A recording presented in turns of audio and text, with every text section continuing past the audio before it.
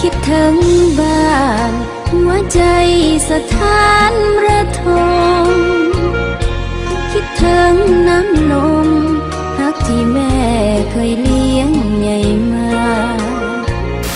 เหนื่อยยามยังน้อยเข้าไปเก็บหอยอยู่แคมป์ทุ่งนาชีวิตสาวดงบ้านป่าแสนสุขเทนา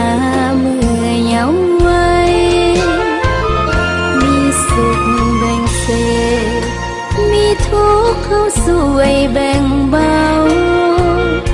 พี่น้องของเฮาเคยกินข้าวห่วงเศร้าแลงงาน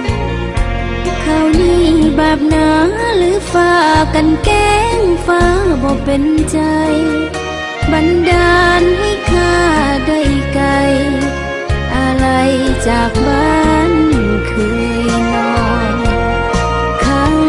ใดคิดทอดก่อนน้ำตานอง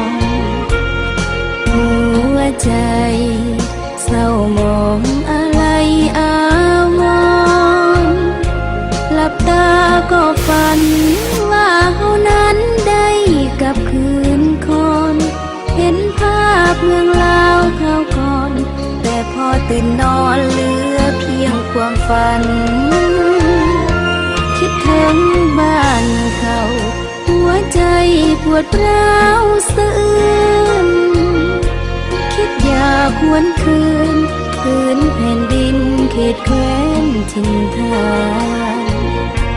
บ่ลืมดอกนาเทียงนาหลังน้อยคอยอยู่สำลานยังควรคะนึงทุกวันบ่ลืมบ้านข้าวเหนียวสี